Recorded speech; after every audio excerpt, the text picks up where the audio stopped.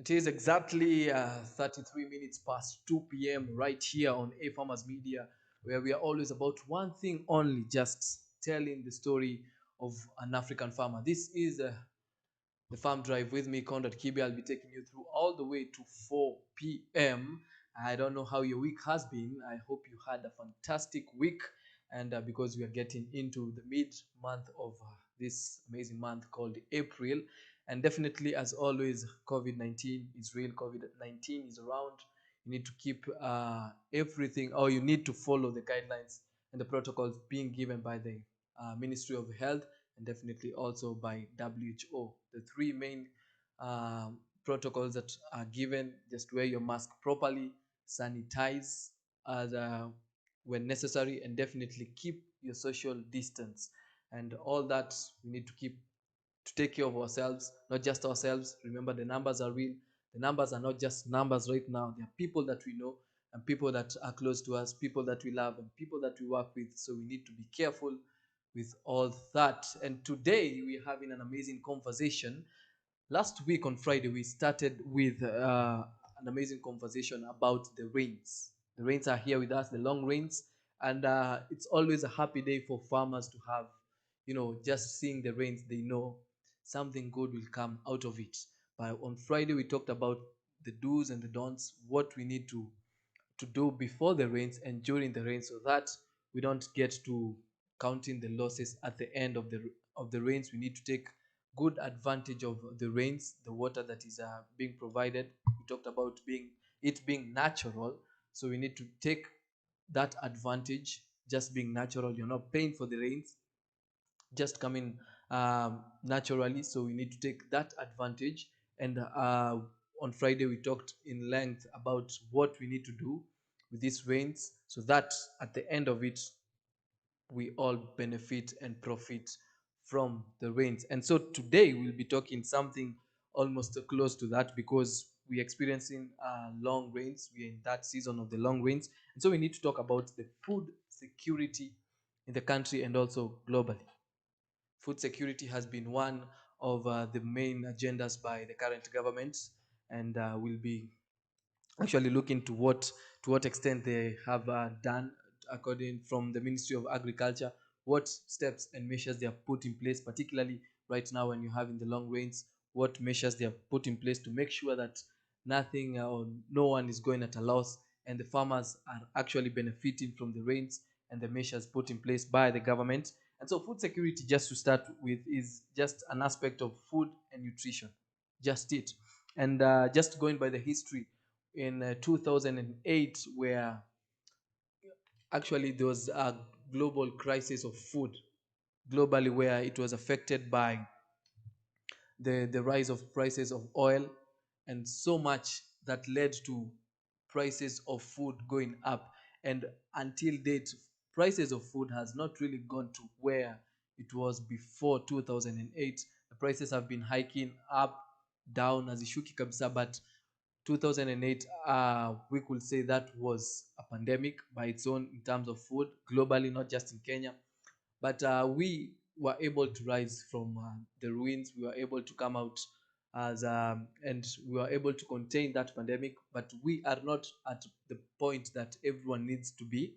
We're still having close to 12 million Kenyans who are going hungry after every day. Those are numbers that clearly are not very good. So that's why we are dealing with food security, particularly right now when we have the long rains. We have damages, as we said last week. Most plants are affected during overwatering. So right now we can have uh, nature taking its course and bring a lot of floods into the farms, into the whole country, and definitely that will be getting losses. And do we have sustainable food when we have such pandemic, a pandemic within a pandemic, meaning we have in floods and losses of food during the current pandemic of COVID-19? So that is what we'll be addressing right now. And just some of the dimensions of food and nutrition, that's just food security. There are four. Right now, we'll be tackling four of them. We have the availability, access, use and utilization, and stability. And talking about availability, this is more of crop production. And crop production, not just necessarily the quality, it's more of the quality and the quantity. When you're talking about the availability, it's not tuko na ngapi sahi. How many bags of maize do we have right now?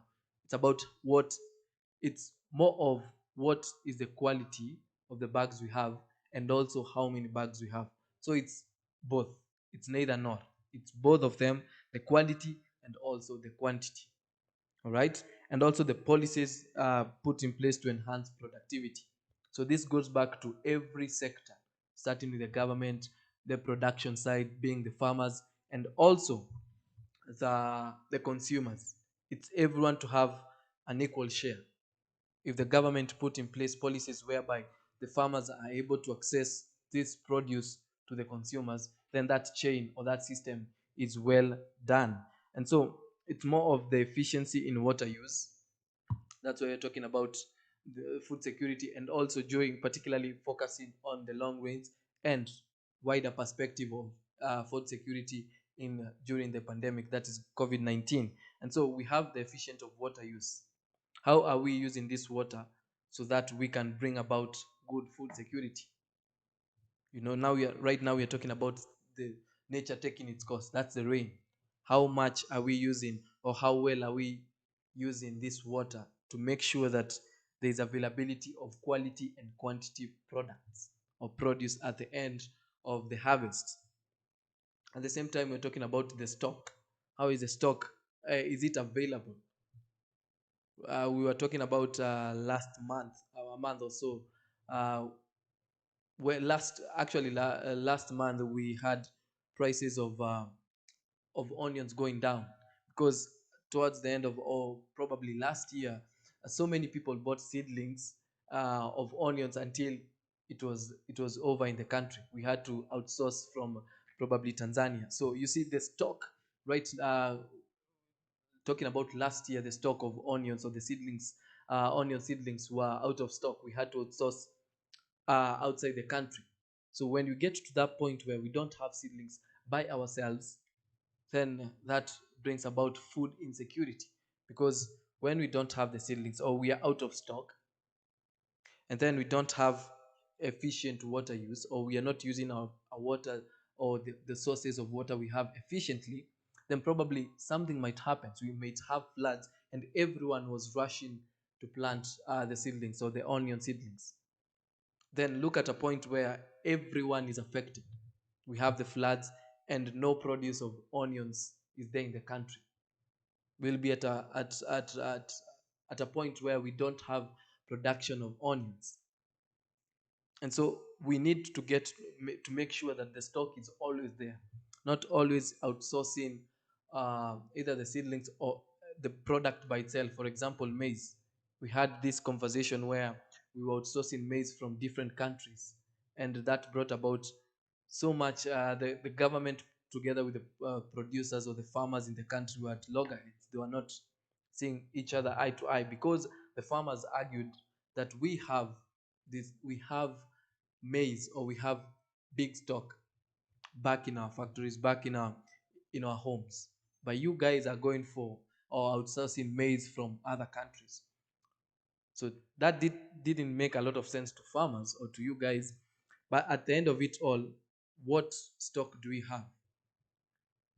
Is it of high quality? Do we have stock that will last the country for a longer period? Or do we just have stock, yes, of not good quality, and cannot sustain the country for a long time? So those are some of the things that we need to actually look at when it comes to availability: the quality, the quantity, the policies that are put in place to make sure that there is enough or enough productivity in the country, and also the stock. Is it enough? Do we have sustainable stock to last the country for a long time? And what about the trade? We are having the stock, like for example, the maize farmers. They have the stock back in their home, but now, how is the trade? How is the market? Is the government buying this stock from them? Or are they getting to a point where they don't have market for this for their produce or for their stock. So we need to actually look at that in terms of availability, and that's one dimension of food security. Availability, talking about just the production, the crop production, and that process of, is it available, and what is available, the quality, the quantity, and the policies put in place by the government. And that's why we're talking about it being the whole system, just a system by its own, where must work efficiently for food security to be put in place. In terms of the dimension of availability, the system has to be working efficiently, talking about from the farmers, the policy makers, that is the government and all the officials. And here we particularly focus on the Ministry of Agriculture, the policies that they have put in place to make sure that everyone, it's a win-win situation, no one is losing. For the farmers, they have their seedlings, they have everything in place, and they are following the policies and the guidelines put in place by the ministry, and so that the consumers are able to access this food, and it's available, and the quality and the quantity is up to standards. So these policies actually make sure that everyone is having a win-win, for the farmers as the producers, and also for the clients who we call the consumers, because it's a food chain, it's a chain. You'll need we all need each other in this system. So food security, it's something that's played by everyone. It's a role where everyone has to act upon their role.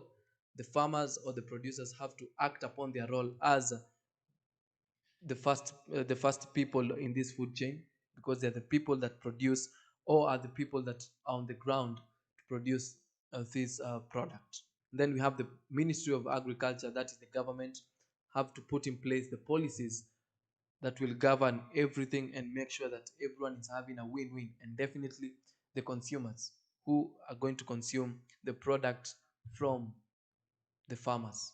So that's a food chain, and it's a chain that everyone need to have a win-win situation. The second dimension of food security, we have the access. Um, Basically here it's all about the physical, how is it physically. It's all about something that is tangible. We're talking about income. Are we able to access the money? Are we at the end of it, we are selling these products, yes, we are going taking it to the market, the market has accepted it, the market is consuming our products, but are we getting something at the end of it all? How accessible is our income? We have seen this war between uh, the tea farmers, and also tea farmers and their board, that is KTDA, together with the government. We have seen a war where we talked about it quite like 2 weeks ago, where we talked about coffee farmers and also tea farmers from the central region just plucking out the tea and coffee, because they are not seeing the outcome of it. They're not seeing the income. They're putting too much, and what is coming out is very little. So the income, so that's where we're talking about the access. It's more of what is, we want to see the tangible value or the tangible outcome of it. And one, we talked about the income, something we can see. Because if you don't have the income, then if the income is lower than the input, talking about the fertilizers, the seedlings, everything that you put in place to give you the product, then the income, or what the output of it is lower than the input, then technically in terms of business, you're making profit, you're making losses, sorry, and you're not really doing well. You get, and that's really a very big demotivator. It will demoralize you. It will make you feel you need to quit this. And if every farmer, for example, in the tea sector quits, then we won't do well as a country. So we need to make sure that the income gets to the farmer directly. And also, secondly, we're talking about prices. How are the prices? Are, are, are we having standardized prices? And this is where the government comes in, because if we don't um, make policies, or we don't make sure that the prices are standard, then it will be a win-lose situation. For a win for the farmers and a loss for the consumers, because the prices, everyone is bringing their own prices. This one makes 1 liter of milk, takes it to the market, sells at 100 shillings, 100 shilling. The other one takes 1 liter of milk, takes it to the market, sells at 50 shillings. The other one 42 shillings. 30. Everyone is having their own prices. So we need to have a standard price where everyone is having a win-win situation. Remember, at the end of it all, it's everyone to take home a win. No one is losing, but everyone is gaining. It's all about myself gaining, and you as a consumer, you're getting value for your money. And the farmer right here is getting value for their product, or pricing for their product. You as a consumer, you get the product. It's of high quality, good a good quantity, that is standard. And definitely, when you need to chuck that 50 shilling to buy a 1 liter of milk, then you have the values. Okay, maziwa ina maji, iko tu sawa, it's 1 liter, it's making sure ni 1 liter, c 750 ml, iko sawa. So you feel you have the value for your money. You chuck 50 shillings, you get 1 liter for your milk, and it's of high quality, and the quantity is okay. It's 1 liter and not less than 1 liter, and the quality top notch. No additives, haina maji, haijaongezewa maji, iko sawa. And you see, at the same time, you will have to when you get value for your money, you keep going to the same farmer, because you know this person has high quality and of good quality quantity. And so you'll keep giving your money to this farmer, and this farmer will feel appreciated and motivated to continue producing products of good quality and high quantity. So that's also on access. That's another dimension, the second dimension of food and nutrition security. Then you have the market. How is the market looking like out there? Because if we have talking about market, everyone, for example, right, when COVID hit, I'll keep on giving this example. When COVID hit, we had so much everyone flocking to in the market with lemons. you know Everyone went buying lemons, selling lemons. And there was this notion that when you take water, or lime water, you take maji ya ndimu, inaponya corona, quote unquote. And the prices were hiked, sorry. And 1 kg of lemon was going for probably 200 shillings. You see how the market was. It was not a regulated market. Everyone decided to go all out. And so when it was flocked like that, got to a point where uh, people have outdone it. People have outgrown lemons. They saw probably it's not working. Everyone did what they had to do. Probably others saw it was not working. It was just a way of lemon farmers getting some money out of it. And so the market, is it available everywhere? you know Talking about the market being accessible, are we getting to a point where we can access this market? Or do we have um, are the consumers having a hard time to access the market of your product? And right now we are living in a world where the internet is probably almost everywhere, even in the rural areas of the up country. Internet is everywhere. So getting to that point where uh, we can access the internet, especially during this pandemic, where movement is a bit limited. There's cessation of movement from one region to another. Can you do your can you sell your product and the market be online? You just post your product online, and people will be flocking in your page buying. So market when you see a challenge, you need to get to know where the gap is. People will complain out there that the market is flooded with a certain type of product in the market, so I don't have my chance, and I have so much in my garden, so what am I going to do? You need to go with time. We talked about social media being a wave. It's like the SGR. Ikifunga tu hivi cabins, it's done until the next station. So you need to move with time. If this wave of social media leaves you, it's either you catch it later or catch by make sure you're on time. That's the first thing. Make sure by the time it's getting to you, ushadandia, umeingia ndani, umepata seat yako. Or two, ukikosa, for example, in Syokimau terminus, we call it the Nairobi terminus. Ukikosa pale, either uchukue nduthi, aba you just use any other means to get. By the time um, the cabins are getting to at the river station, make sure you are there. Just keep on running and catch it when you can. Or the third effect is, don't just go, don't board. Kama imekuacha imekuacha.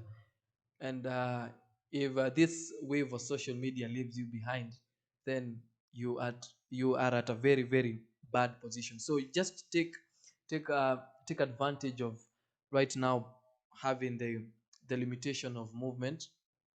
Take it as a blessing in disguise, and make sure you actually profit from this limitation. Take that advantage. Post your products online. Let's not have a point where we're not the consumers are not able to access the products because of the market being flooded, or the market is not near you. Right now, food is part of the essential service, so you can transport your food from any across the country. So for market, you just have to revolve around what is happening. Use all avenues you can, but not having a reason to say that this product is not accessible to the market because of cessation of movement, because it's far from where I can sell my product. You have your market. You can create your own market via social media. And so the other one, we're talking about infrastructure. We have seen some roads that, uh, for example, in Nyandaru, where we have lorries that, especially during these times of long rains, the infrastructure is poorly. It's poorly done. It's very poor, such that a lorry carrying probably cabbages cannot get to the market in time or on time, because imekwama pale, it's stuck in the mud for days. uh, Maybe milk, and milk cannot go for long without being refrigerated. So you have milk, fresh milk, inakaa pale siku tatu juu lori imekwama. Sasa hakuna gari ingine inaweza kuja kutoa hii gari mahali imekwama kwa matope. It becomes so hectic that by the time you're getting to the market, unaenda kuuza maziwa mala instead of fresh milk, and it becomes so bad, because it's something you can deal with. It's all about infrastructure. And definitely, if we have infrastructure in that place, in a certain point of or town where we have so much produce, so many people into farming. For example, it's an up country having so much that it can produce as a town, not even as a city or a big town, just a small town, a small shopping center that has so many words, that can produce cabbages, onions, carrots, all these products, milk. But now, they have, how accessible is it to the market? Are we going to be limited by infrastructure, by the roads, by cars that the roads are impassable? You cannot pass through these roads because of the infrastructure, poorly done infrastructure. So those are some of the things that are in the dimension of access or being accessible. The next one is food distribution within household. How is the food distributed within the parts of this country? Or do we have at a particular point or at a particular place in the country that food is only accessible in that point or in that particular uh, place in the country? So how is the food distributed around the country? You have one point, hakuna spinach ziko pande moja tu ya Kenya, and the rest only having, you know, only having the rest of the vegetables. So we need to actually distribute the food within household. Probably it's a bit challenging, but it's doable to actually distribute this food equally. It's something that can be doable, but very, very challenging. But it's something the governments need to put in place these policies so that food can be distributed, within the households, and everyone gets the vegetables equally, and the food is distributed in a very, very good way. And and before we take a short break, we just we just take on the dimensions of food. As we come back, we'll be talking about the other two dimensions of food security, that is the use and the utilization, and definitely the stability. But we've talked about the availability, and that's all about crop production, and also the access, talking about what can be seen physically, talking about the income, the prices, market, infrastructure, and definitely food distribution. So when we come back after the break, it's all about the other two dimensions, and we shall be talking and basing our food security all about the COVID pandemic, or during this COVID pandemic, how food security has been affected in the country and definitely globally.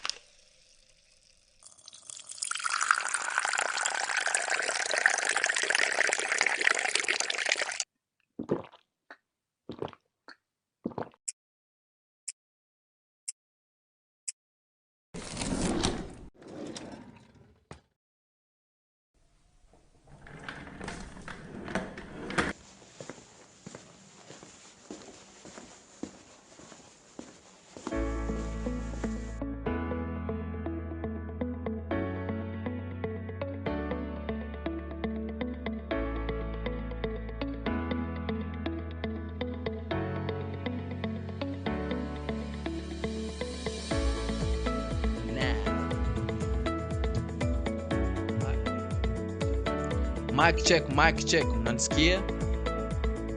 Is my sound okay? Stand by in 5, 4, 3, 2, and 1. You are on air. Join me, Conrad Kibe, on the Farm Drive every weekday from 2 p.m. to 4 p.m. right here on A Farmers Media, where we tell you the story of an African farmer. We give you COVID-19 updates, and most interestingly, we give you the pan of the day. Follow us on all our social media platforms at A Farmers with a Z at the end on Facebook, and definitely A Farmers Media on YouTube. See you there. Allah. Allah. Allah. Allah.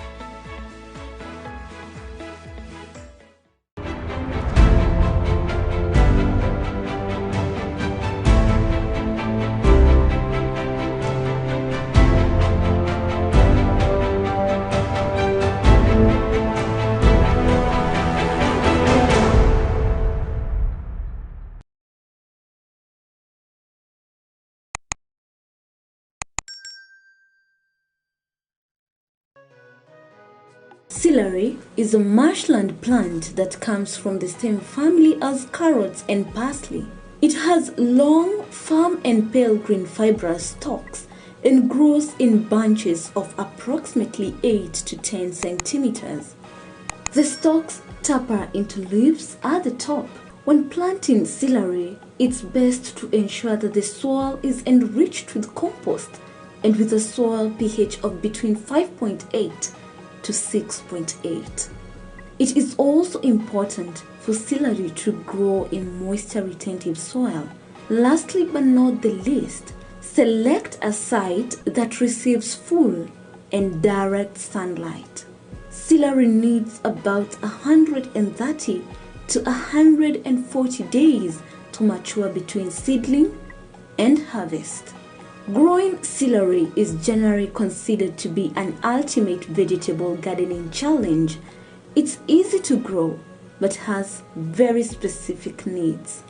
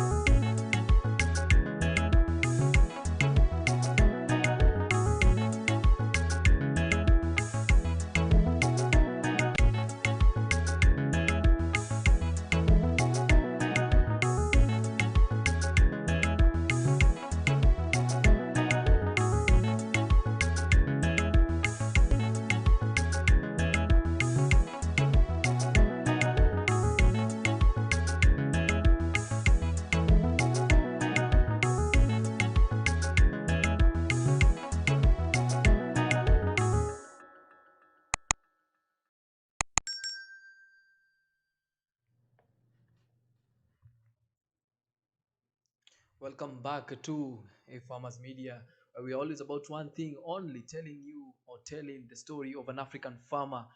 And definitely, this is the Farm Drive Show with me, Conrad Kibe. And we are having a very, very interesting conversation about food security. And remember, we are coming live on our Facebook page, that is A Farmers with a Z at the end.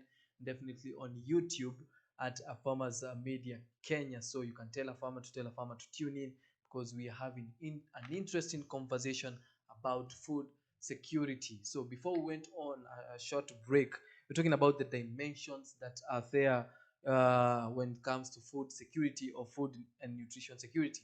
And we talked about the availability, that is all about crop production, and the quality and the quantity. And we also talked about the policies that are there to enhance productivity in the country, and definitely stocks, the stock that you have as a country, and the trade. Also, particularly in access, we talked about this is more of the physical aspect of it, and talked about the income, pricing, market, infrastructure, and definitely food distribution. And talking about the infrastructure, I don't know if you're a farmer from Nyandarua, you can tell us how the infrastructure is. Mambo yamebadilika ama yako vile vile? Are you able to take your products to the market, to the nearby market, so that hata sisi watu huku wa Kajiado na Nairobi tunaweza pata your products, particularly waru? Yeah, that place is known to actually produce a lot of potatoes. So we need to know, if you're a farmer from Kajiado or from Nyandarua and all those places, or the Nyandarua County, watu wa Kalau, Nyahururu, all those places. If you're a farmer, you can talk to us on Facebook, that is A Farmers. Tuambie mambo iko aje huko, the infrastructure, is it okay, or any other part of this country whereby the infrastructure is known to be very, very poor, and the products actually go bad even before they get to the market. You can talk to us and just comment on our live page there. You can tell us ni wapi ama infrastructure imebadilika. How is the county government? What have they done since they noticed, or you gave them this, or they actually came, and so the infrastructure is what is actually affecting the products from getting to the market? Talk to us, and we shall definitely be reading some of your comments. So going back to the third dimension of food security, before we come to what farmers are facing, or what farmers are going through this COVID-19 pandemic in terms of food security, talking about the use and utilization. This is more of the cultural traditions that we have. We are very, very cultured country, whereby every part or every region in this country has their own culture. We follow a particular culture, either in terms of social, religion, all these things. We all follow a certain, or we actually do things because of the culture that we have. And so probably when it comes to more of farming, it's more of cultural traditions, or the knowledge that we have in terms of the culture. You'll hear some farmers say, hapana, sisi tunafanyanga hivi juu watu wazee wetu ama our ancestors used to do this. This is how, when we went to Subukia some time ago, last month, uh, we actually noticed how they measure their land. It's different from what other people know. And so that is something that they have maintained the culture. They cannot change. They will tell you hivi ndio ilikuwa inapimwa tangu kitambo, and that's how tumekuwa tukigawanya shamba yetu. So that one can never change. So the cultural traditions that people have, that is how they know kumesha, and you can never change. When you go there, you just do as, we call them Subukians. You just do as they do. You not come with your own knowledge and say hapana, sisi Nairobi. Watakwambia huku si Nairobi, enda ununue shamba huko, because these are some of the things they cannot change, and those are some of the cultural traditions they have. Then we also have the knowledge. Also, I'll base it on that trip of Subukia, when we actually subdividing the land into certain seed beds. They were shocked to see, when before they started working on the land, they were shocked to see some ways they have never done that. So even the pricing, they didn't know what price, the pricing to give in terms of labor, or the labor they have done. They had to deliberate even in their own language and get to understand how much are we supposed to charge these people. Hii ni kitu hatujaifanya, hatujai lima namna hii, so it's something new. And so you see, when you take that knowledge to them, how well are they going to utilize? It was something they have never seen, and almost everyone came out, including the chief, to see, hey, hii ni kitu gani inafanywa huku. It's something new, something out of their culture, something out of what they know. And so it was good to see that they took it uh, in a very positive way. They didn't come out uh, as differently from, they actually came out differently from how, you're talking about subdividing of this land. They didn't say hapana, sasa sisi hatujui kulima hivi, hatutafanya. It's something new. So they appreciated the new knowledge they were given on how to subdivide, and just get the seed beds. And that's how you do it. It's all about knowledge. All this is about art. There's no particular a certain way of doing it. You'll go to another region, they do it in a very different way. So it's up to those people, to tell you how they do it. And if you give them more knowledge, then it's okay. So I don't know, you as a farmer umwaienda kwa shamba ya mtu mwingine, and you're like, hey, I've never seen this. And so you need to actually, every time you get to a new shamba, uh, or a new region, you'll actually notice the difference of how they do it. The process is the same, but probably how they do it, and the outcome will be the same. Probably slightly above, it depends with how you do it, but that won't change that there will be a product, or there will be good produce at the end of it all. So you need to go acquiring this knowledge and utilize it to the maximum, utilize it to the best way.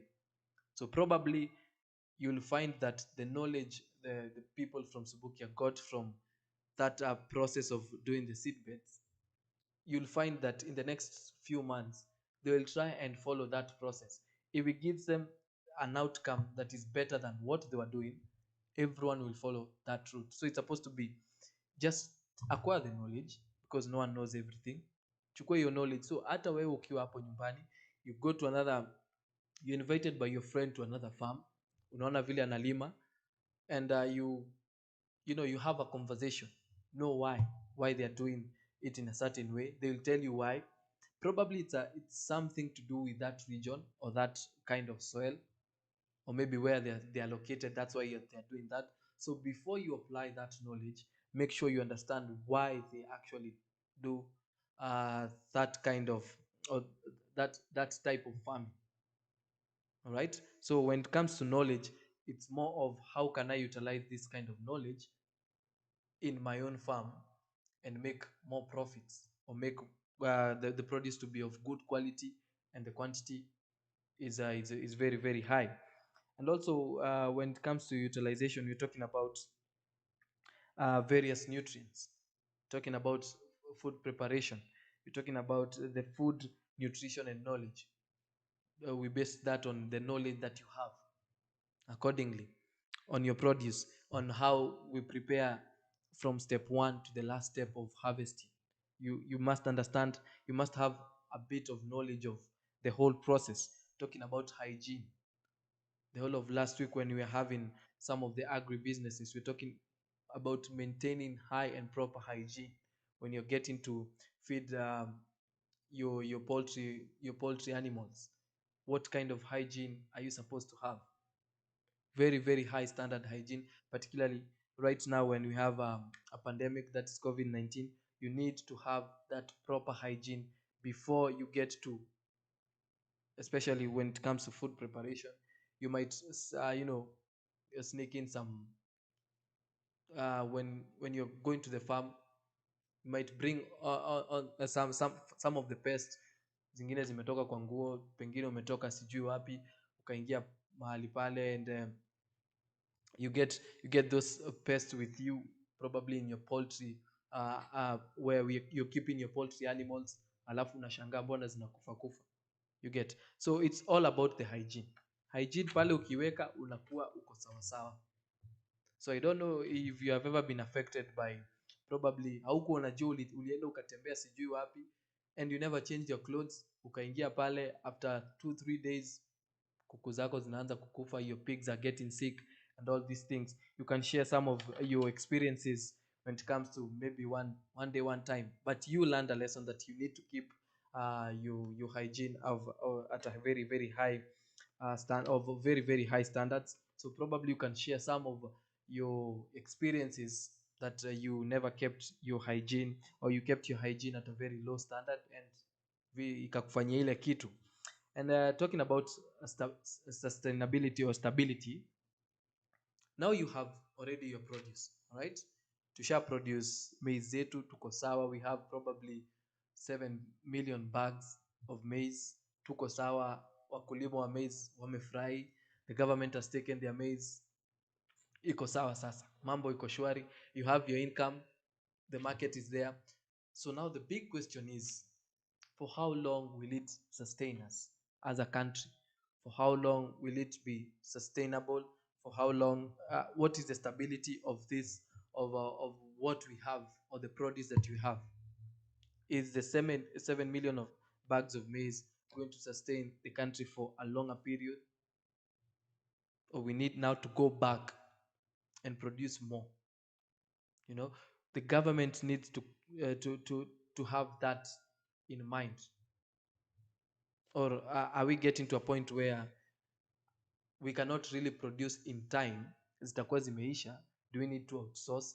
Those are some of the questions that now all these people need to sit down and discuss. We're talking about the farmers, the government being the mediator, and also uh, the consumers, part of the consumers being there, and having a discussion and saying, we have this produce sasa, and the time, the approximate time ambayo inaweza serve as a country is this. So if we go back to from point one and start planting, is it going to take a longer time, or can we get another way of having this? Because food is a necessity, it's a basic need. So hatuwezi waambia wakenya tulia kwanza, tulia, ngoja kwanza, hiyo chakula ulikuwa umesema tunaweza ngoja next week. Food can never wait.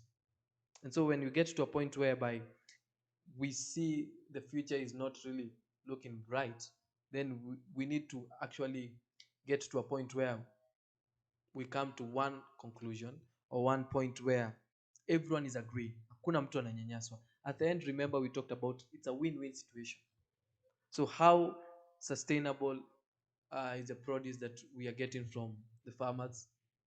This is something that the government actually can help everyone, being the mediator, help the producers know what they are producing, is it enough to sustain us for a longer period, especially right now where we have a pandemic.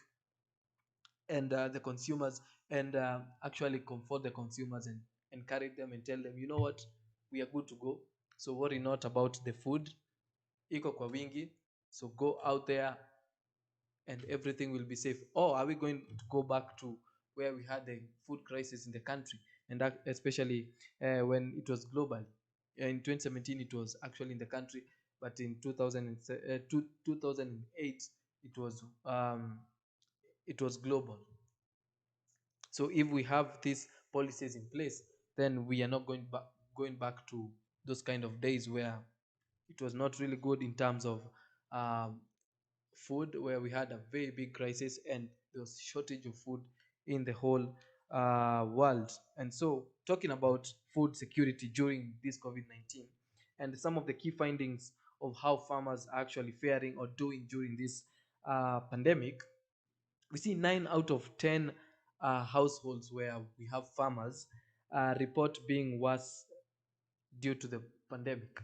they are worse. 9 out of 10. When you have ukishika farmers wa kumi sahi, and you probably 9 out of the 10 that you have will tell you they are doing worse during these times of the pandemic than any other time. And these are the reasons. One, there's loss of income sources. You know, when COVID hit, that is March last year,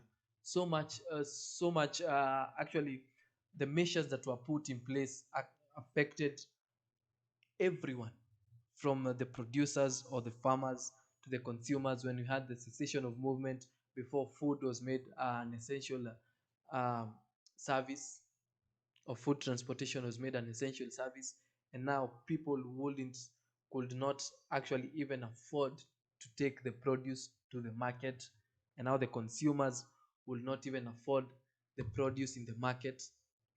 And so it was a lose-lose situation for everyone. And so for the farmers, right now they are counting losses in terms of income sources. And I know you have a story. Everyone was affected differently from this pandemic. Probably you're there being affected as a farmer directly.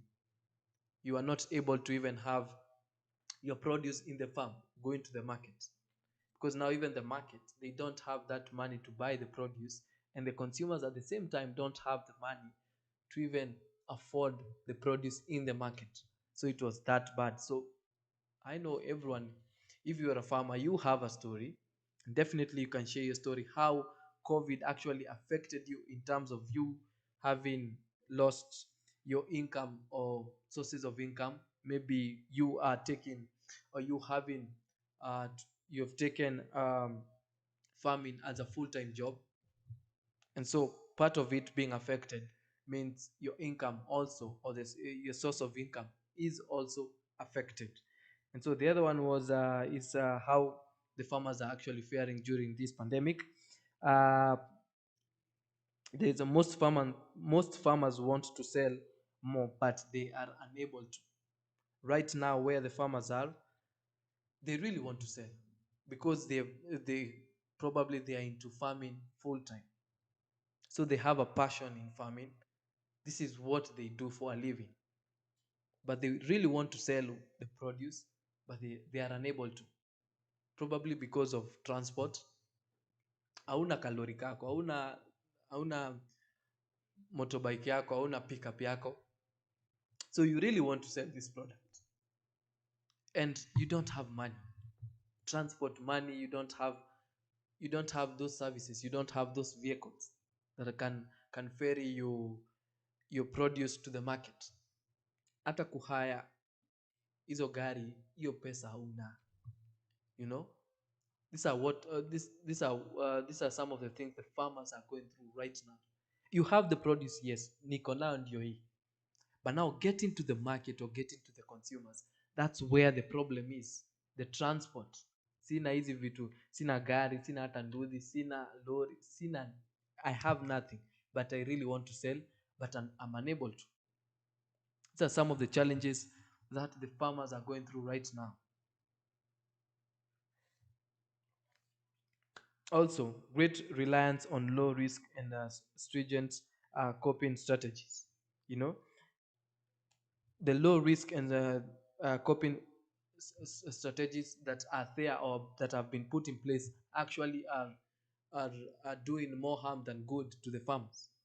And so they are really straining, and that's why we see that 9 out of 10 farmers are really going through the worst situation in their life, more than before the pandemic or any other time in their life.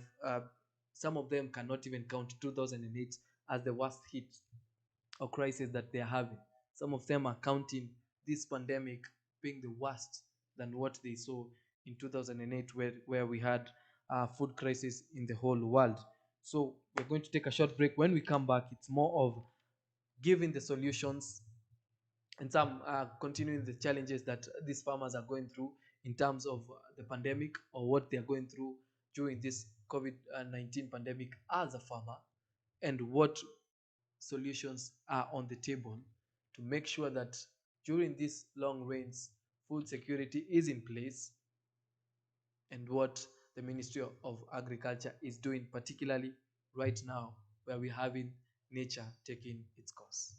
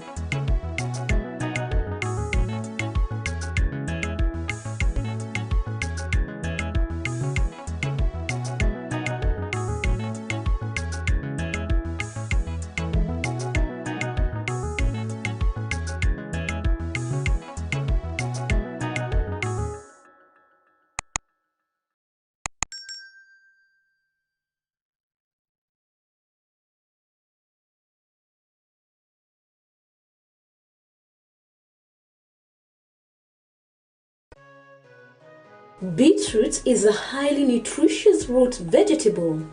The beetroot is the taproot portion of a beet plant. It is one of the many varieties of the genus Beta vulgaris, all of which are mostly grown for their edible taproots and leaves. Beetroot is a root crop that takes approximately 3 to 4 months to mature. Beetroot is a fairly easy crop to grow as long as the soil is well cultivated prior to planting. Beetroots do not enjoy wet, boggy or shady soils.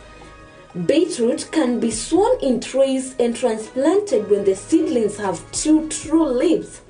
Plant in full sun, space seedlings 10 to 15 centimeters apart, and rows 20 centimeters to 30 centimeters apart so they have room to grow. Beetroots are also ideal for containers or raised beds. Beetroots will happily thrive in small areas as long as there is at least 20 centimeters depth of soil. Beetroot has been used not only for food but also for treatment for numerous conditions.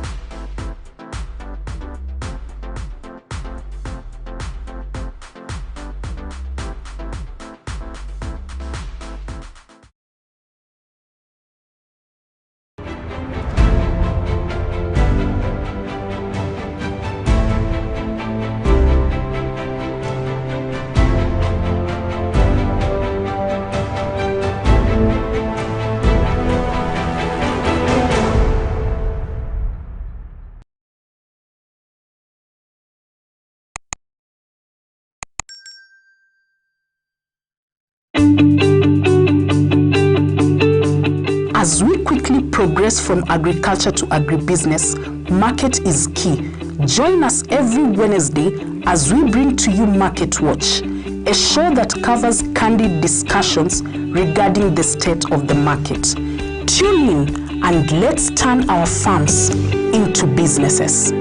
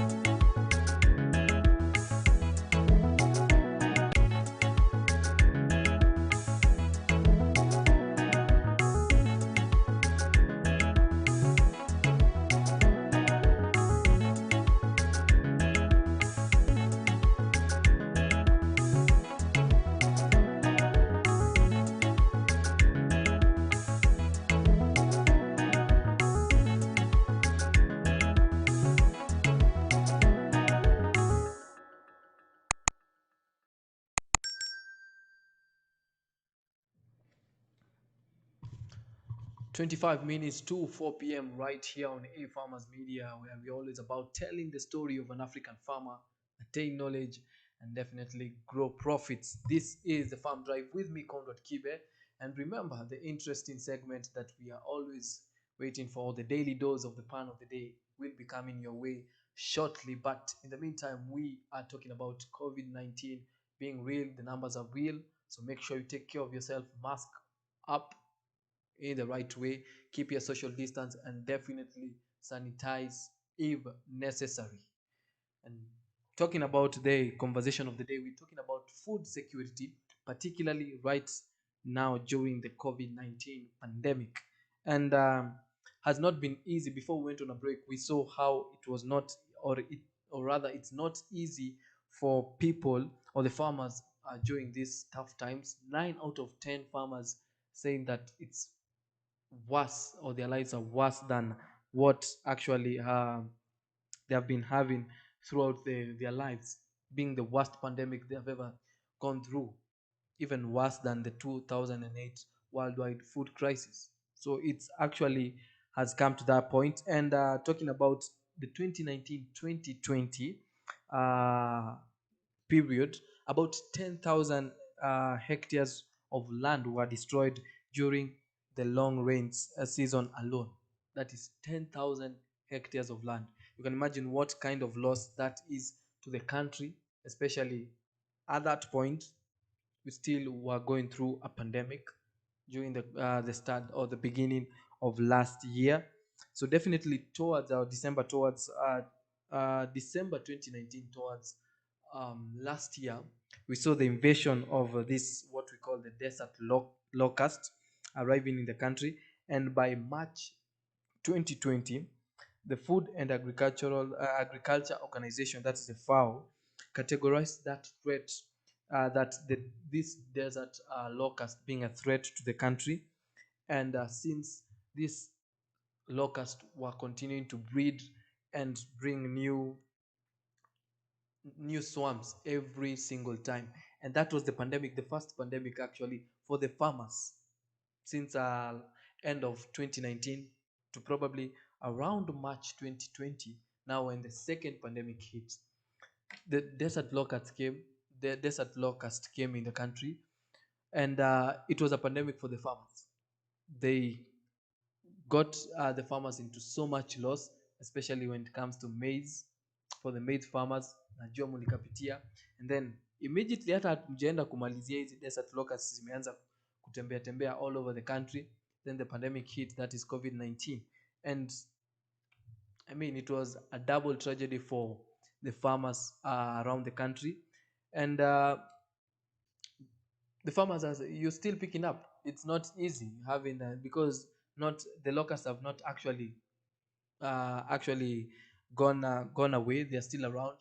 just that it's not being talked to so much, but they're not really as much as what we encountered during the last month of 2019. And so after the COVID-19 hit during March, um, the the measures that were put in place by the government, particularly when it comes to the closure of produce markets and the dawn to dusk curfew that has been in place for almost a year now, this became disruptive for food delivery, mahali ambapo the markets for these farmers, remember this farmer ametoka kukuliwa vitu zao ama chakula yao imetoka kukuliwa na nzige, then now we have corona hitting, it became double tragedy. And now we have the measures that were put in place by the government, the dawn to dusk curfew, the cessation of movement, the closure of product market. I mean, it became disruptive. The food delivery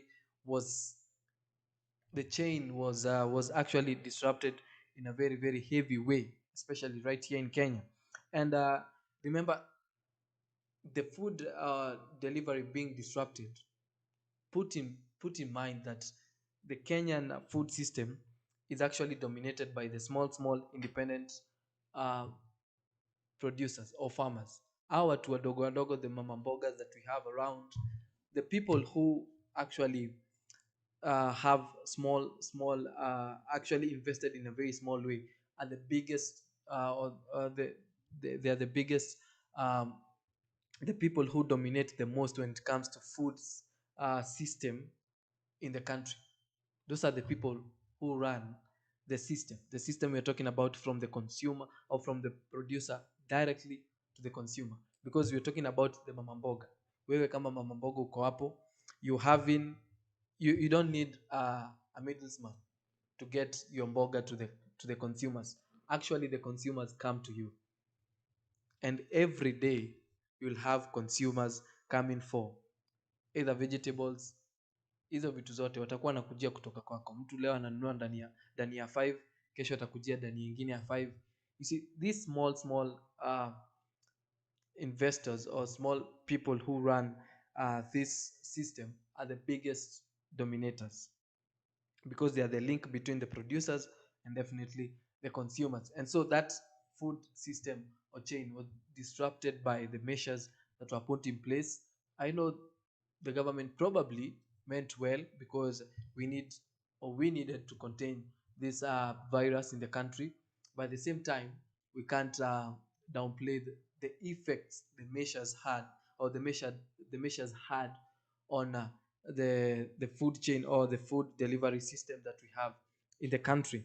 And also the transportation of food stuff, uh, after some point, or after some deliberation between the government and the particularly the Ministry of Agriculture, they decided to categorize the transportation of foodstuff as a essential service during this cessation of movement. So right now, if you have to move your produce from point A to point B, it's okay. You're part of the essential uh, services that we have in this country, because if it's not categorized in the essential service category, then the food delivery or the food delivery system in the country will be disrupted in a very very huge way. You can imagine if a particular product is only produced at certain place. For example, it's only produced in Nairobi and it's supposed to be delivered countrywide. And so if it's not classified as an essential service, then it will be doing actually a disservice to everyone in this country. And so being placed as an essential service was an advantage to every farmer around who produces in large quality, in small quantity, as long as it gets to the consumer. Then for you, transport system of foodstuff being an essential service came in handy for every farmer in the country.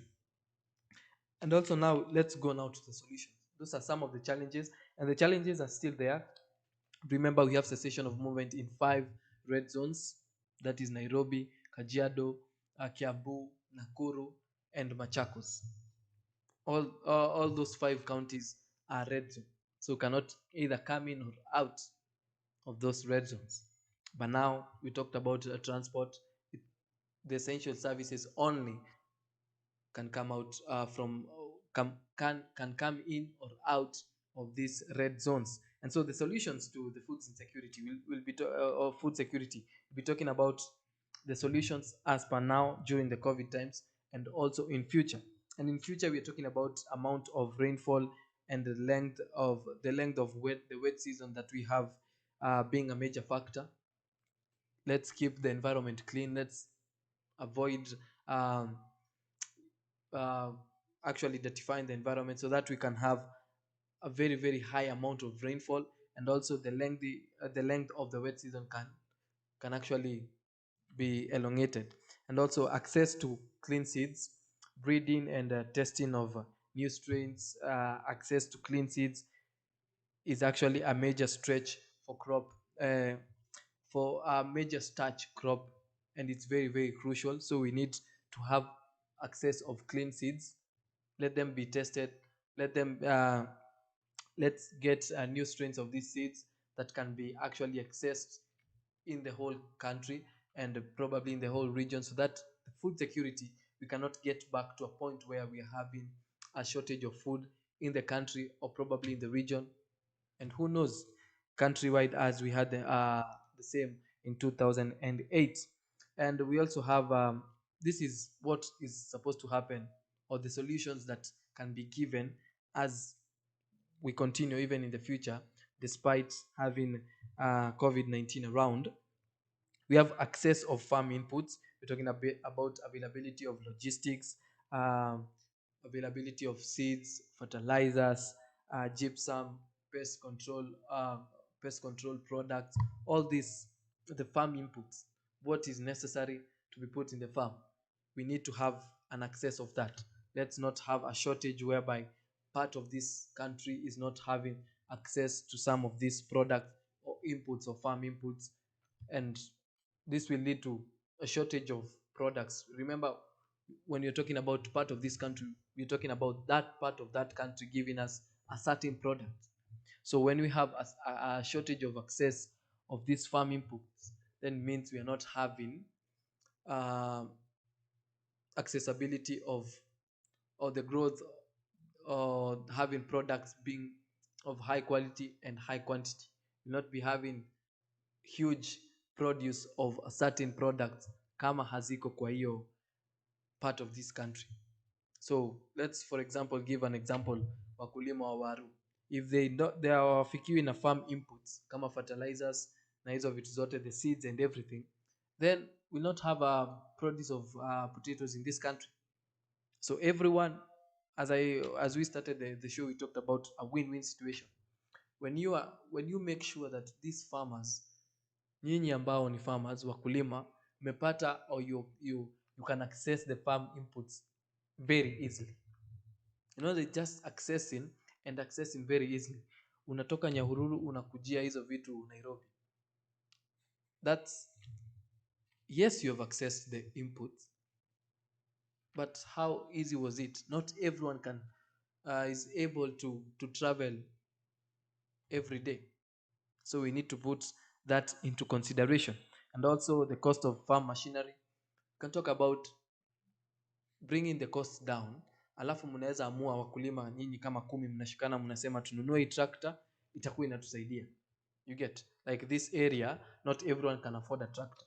So mnashikana, mnaungana, mnatengeneza kakundi kadhaa, kasako kenyu tu by yourself, and you decide to cost share some of these things, and that will make things easier. But that will only happen when the cost of farm machinery goes down. Talking about a tractor, munashikana kama farmers 10 from one region and decide yule ambaye atakuwa anatumia hii. When you have the tractor, it's yours, use it. Just have a system in place, use it. Kama ni mafuta ni wewe unaweka, but all of us own this tractor, so we need a system in place tujue huyu ndio ako nao at this time, ni amebook, atarudisha hii wakati, and all these things. but that will only happen when we reduce the cost of farm machinery. We're also talking about access to market, better infrastructure, price fixing, and eradicating the middlemen. Here, the access to the market. We talked about that not being a problem. Now the solution being you can have the market online, any other way. Just make sure you are having or you accessing the market by all means necessary. Price fixing. This is just coming out and eradicating this middleman when wanakwanga tu hapo around. You are able to actually take one or two and decide, you know what, we can actually have just a link between the farmers and the consumers without anyone being at the middle and bringing all about price fixing. Wao ndio wenye kusema, or they make the prices hike at times, and it's very very very very saddening, because at the end of it all, when we have middlemen, most often than not, it will be a win-lose situation. A win for them because they will take from the consumer side, chuck some money, and also you as a farmer, they'll take some money from you. And so you are not getting the money that you deserve, and also the consumer is not getting value for their money, because they are fixing everything. Want to reduce the quality of the product that you have, and also increasing the prices, so you're not getting value for your money, and you as a farmer bado unyenyanyaswa. So those are some of the solutions that we need to come up with to avoid food insecurity in the future. So during this COVID-19, some of the small solutions, or some of the small solutions that can be given so that we actually don't have food insecurity going for a long time during this COVID-19 pandemic. One thing we need to understand is people need to access food with or without the pandemic. Remember, food is part of the basic needs that we have as a human being. So we need to access these foods, or the food, by all means necessary. And so with the protocols maybe the government have given of keeping your social distance, not having overcrowded, not being in overcrowded places, then we can come with practical solutions.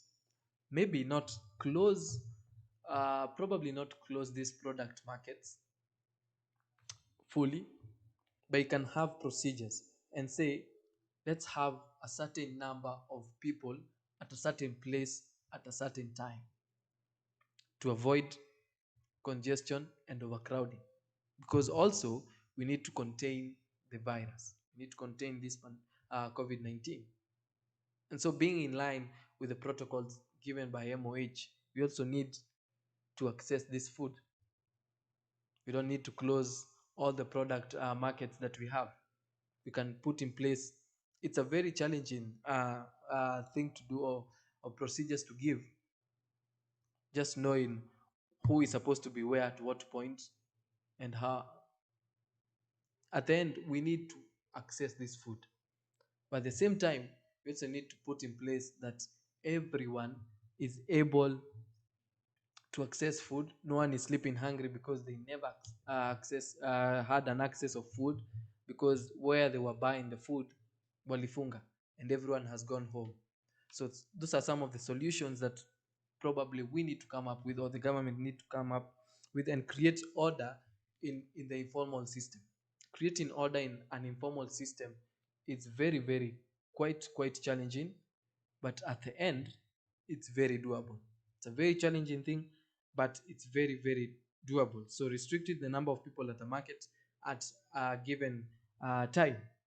Also, with these long rains, the key question is actually the stock available in the country. How sustainable is it? And what the Ministry of Agriculture, and that being the government at large, what sustainable measures have they put in place to control things like the desert locusts from invading the country again? What some of the sustainable measures they have put in place? Because right now we are having the long rains. Farmers were prepared, were prepared from the word go, that this is what actually will be happening. You know, the rains will be coming at certain points, so everyone was prepared, or most, let's just say most farmers were prepared for the long rains. And so if everyone was prepared and they have everything set, they were just waiting for the harvest. And so if the government had not put in place sustainable measures to make sure that we don't have invasion of locust again, then tunaenda tu kufika pale, we are about to harvest, then the locust invade. So what are some of the sustainable measures the government have put in place to make sure we are not having a repeat of the same? So these are some of the solutions that can be offered. Probably you have other solutions you think the government can offer, either um, in terms of the future, or during this COVID-19 pandemic that has really hit us for the last 1 year. Some of the solutions you think as a farmer can the government can put in place, or you with together with your farmers, you can decide these are some of the solutions. Besides what the government is giving us, we as farmers, we need to do this. Unaweza chanuana hapo kwa comments, just tell us what are some of the solutions you think are doable and are practical, so that we can avoid food insecurity in the country, especially during this time of COVID-19, and also in the future or post COVID-19. So those are some of the solutions that we have. We've talked about the challenges, the key findings that some of the farmers have gone through, and also talking about the dimensions of food security in terms of nutrition. Talked about availability, talking about the crop production, access, use and utilization, and definitely sustainability, or what is sustainable for over a very, very long time. So beside the food security, that's that's what we need to take care of, so that we don't go back to 2017 as a country. We had a food shortage, and also 2008 where we had a food crisis in the whole world. These are some of the solutions that we can give, and we don't need to go back 12 13 years ago where we were. We need to come up with some sustainable measures or sustainable solutions, so that we don't have a food insecurity, especially during this period of COVID-19, where it's very easy to have these problems being everywhere, especially during these times of long rains. If we are not careful, if we don't take the advantage of this rain and make sure we have put it into good use, then we might be facing a lot of challenges. So every farmer who is out there, make sure you do some of a bit of research. Just know what are some of the measures that you can put in place as a farmer to actually be in the on the safe side, so that whatever you have had, because I know you've already planted something and you actually hoping to have the harvest or the yield at the end of some few months or some few weeks, what are some of the solutions of some of the measures that you've put in place to ensure that you don't have a lose-lose situation at the end of it. You just have a win-win situation. You can talk to us and tell us some of the solutions you've put in place. So last week we had someone in studio, and this, one thing about kids are very, very interesting. Kids, when you actually get to understand what kids think about in terms of agriculture, in terms of what they see, because they only know food from what mama napika. They don't know where has come from. When we were kids, I remember we were being told that kids come from supermarkets, and you wouldn't convince me more than that kids come actually from supermarkets. I remember one time going to supermarket kujaribu kutafuta watoto wanatokanga wapi, and that is what most kids think of when you tell them kids come from supermarket. That's what they will think about, and they are very interesting when you get to hear from their side of the story, or just getting to know what they think about when they go to a shamba or a farm. So if my director can play this clip of where I interviewed a very, very interesting young man from this area, and this was some of his thoughts or what he actually thinks about farming in general, just being in a farm, and what he experienced right here at A Farmers. Good afternoon, viewers. This is the Farmers Media, where we are always about one thing only, telling the story of an African farmer. And today, it's a bit different, not just a story of an African farmer, but a story of an upcoming farmer, but an African farmer, but in the sense of the world of a child, how a child thinks, or just getting deep into the world of a child in terms of how they think about farming. For a child, let me tell you one thing. For a child, they only know food as just food that has been prepared by mom. But now today we have in studio a wonderful and amazing guest, child. He'll be speaking to us and telling us more of what he has seen, not just the farming. Ameona kunde leo, ameona everything. He'll be telling us of what he has seen today, and from the word go. So leo akienda nyumbani aone hizo vitu, atajua zimetoka wapi, and just to understand the world of a child, not just getting to nurture them from a young age. So in studio with me, I have my very good friend today. So introduce pale, waambie watu who you are and class and age. My name is David William, and also me, I'm in PP2 Blue. PP2 Blue, wacha nikwambie, kuna watu wajafanya CBC huko nje. We don't know anything about PP2. PP2 is pre-class. Yeah, my director ni mzee, ako na miaka karibu 20 It's not a play class, it's just a class just a to class. learn. Pre-class or A class. A class. Yes. Okay, just say watu my director ni mzee, tuseme walikuwa naita pre-unit. It's pre-unit. Director wangu alikuwa mzee sana. Alifanya pre-unit. Walifanya baby class, then I can't remember hiyo class yao, then pre-unit, then standard 1. So you have said you're in PP2. Which school? Lakewood Emerald School. Lakewood? Emerald School. Lakewood? Emerald School. Emerald.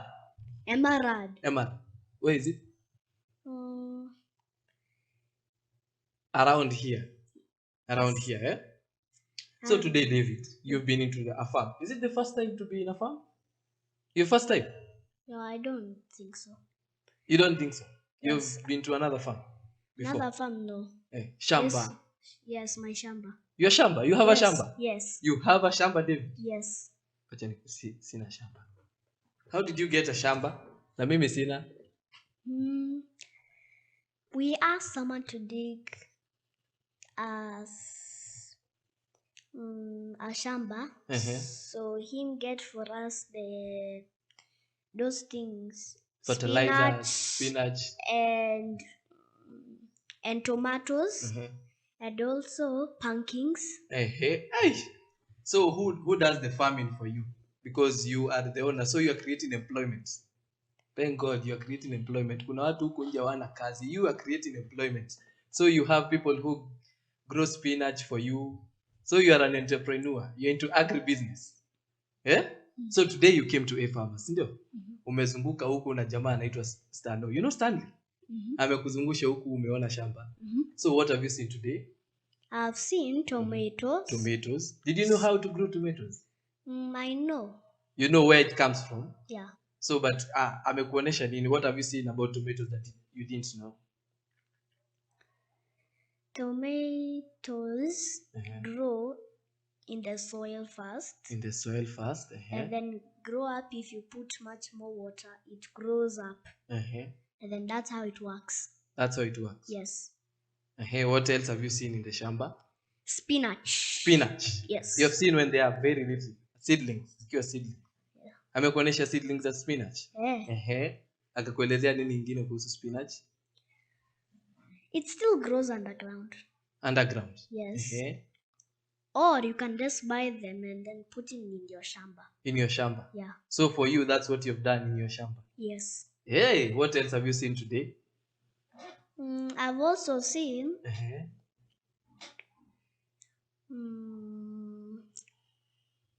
Have you seen strawberries? I've seen strawberries. Have you taken some? Yeah. They're very sweet. So yes. Have you ever seen strawberries growing, or you just see them in the market or supermarket? I just see them growing, and then you've ever seen them growing from the shamba? The shamba. Wewe ni mnoma. Umetengeneza hadi strawberry kwako. In your shamba you have strawberries? No. Oh, where? In another shamba that you have seen? Yeah. Hey. How many? How old are you? 7 years old. 7 years old. Yes. Okay, so David today has seen so much. So you have friends, right? From school, from from the estates, So what can you tell kids? Today you have enjoyed being around here, being in the shamba, being everywhere. So just look at that camera, okay? And tell kids who are 7 years, your friends, just tell them what you will encourage them to do to come to a shamba. See, kuna watu wana shamba kama wewe na miaka 7. They are out there, okay? Tell them to come to a farmers and get to know more about the shamba and all this. Just talk to your children. Waongeleshe pale. If you want to grow a shamba, then you have to dig the soil first. Yes. And then but if you want to grow, then you have to put a seed under the ground, and then you have to water it every day. Even though you're tired, just grow them. And then if you want to grow tomatoes, the same thing. But if you want to buy them, then you can just plant them somehow.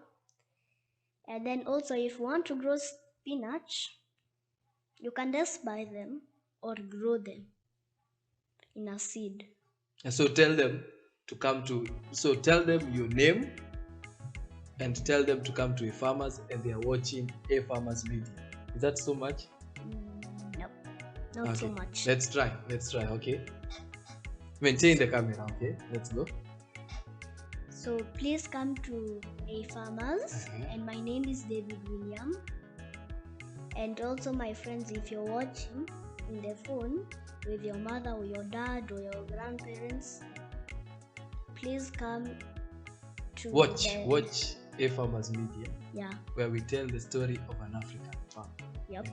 Say that. So tell them from wherever they're watching here. One take again. So please come to M Farmers. You're watching M Farmers. And then type M Farmers at Facebook live. And then please like it. Comment. Share. Watch. A Farmers. Where we tell the story of an African farm. Wewe ni hivyo sasa, huyu atanichukulia kazi. Anyway, that's the world of a kid, and in terms of agriculture, that's what they think. So if you're out there, you have a child and you think they'll be fascinated to see the shambas, because everything tuko kwa city. So if you're out there, remember to subscribe on our YouTube channel, A Farmers Media, and definitely our Facebook page, that is A Farmers with a Z at the end. Definitely always like our page, comment when necessary. Definitely keep watching our lives every time. Tupatane baadaye. I'll see you. Keep it locked.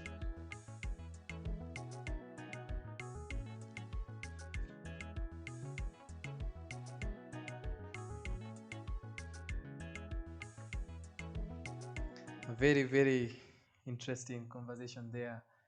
And it's not easy actually interviewing a kid, or a child. But yeah, before we take a short break, remember just to remind my director to give you the dose of the day, that is the pan of the day. And if she can just load it on our screen. And the pan of the day today is filling out prescriptions and helping to plant crops are basically the same job. One is a pharmacist and the other one is a farm assist. So filling out prescriptions and helping to plant crops are basically the same job. Moja ni pharmacist, huyo mwingine ni farm assists. That is the pan of the day today. So umesema nirudie tena? Yes, okay, sawa. We take it one more time. Filling out prescriptions and helping to plant crops are basically the same job. One is a pharmacist, the other is a farm assist. That's the plan of the day. So we take a short break right here on the farm drive. We'll be back with traffic updates and definitely weather updates.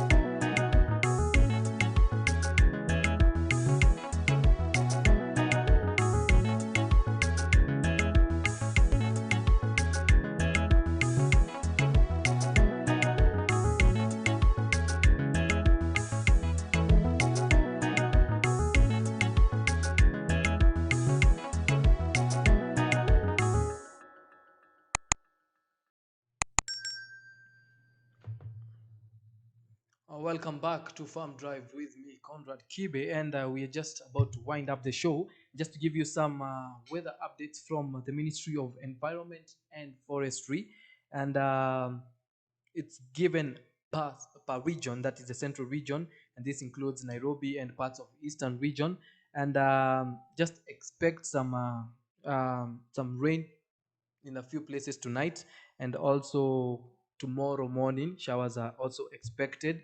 And watu western Nyanza, central and south Rift Valley region expect some thunderstorms and also a few showers tonight, that is the rain, and sunny intervals expect them kesho mid morning hapo. And also watu wa northwestern and lake Turkana region huko juu kabisa, um, the winds are going to be very very strong, and also kutakuwa na jua kidogo hapo mid morning, definitely usiku kutakuwa kunanyesha. And northeastern region, definitely there's going to be a lot of rain, especially in Mandera, and also Wajir and Mandera County, and that is in the morning. And also a few places will in the northeastern region will also be expected to have some showers or rain in the afternoon, that is tomorrow. And definitely southeastern lower lands that is na huku ambako tuko, that is Machakos sides, ukielekea Ukambani and all those sides, we expect rain tonight, and definitely also some places will be raining in the southern, eastern, or the lower lands, or the lower land region, and definitely the coast region. Expect some heavy rains tonight, and definitely tomorrow morning, and also in the afternoon. So just jipange accordingly, and this is courtesy of the Kenya Meteorological Department. So make sure you are in the right place in the right moment. Usikuwa unanyeshewa na ulikuwa unajua what and when the rain is supposed to be coming, and straight to ambao wanaenda nyumbani from work. It's on a Monday, so we expect some definitely busy road on Mombasa Road, na inaanzia pale Kabana. So from kama unatoka na side za Mombasa Road all the way from Gate Mall kushuka ama kupanda ukielekea town, ujue it's bumper to bumper hapo karibu na Imara Daima. It's not looking really good, and ukielekea na Nairobi West hapo karibu na Nyayo Stadium, not really also looking really good. Lang'ata Road shida inaanzia pale kama kawaida Mbagathi Way, Mbagathi Road, lakini ukipita Mbagathi Road ama kama unatoka na side za Mombasa Road Southern Bypass, pitia hivyo hadi Lang'ata Bomas of Kenya, utakuwa uko sawa on your way to Lang'ata.